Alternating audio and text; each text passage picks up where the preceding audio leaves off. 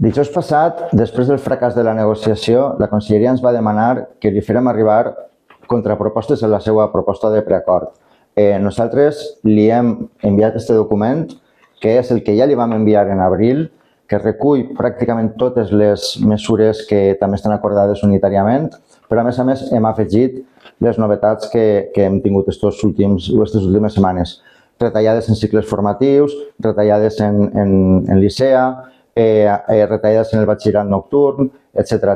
Estan incorporades en aquest document. Aquest document el podeu consultar en la pàgina web del sindicat perquè l'acabem de publicar.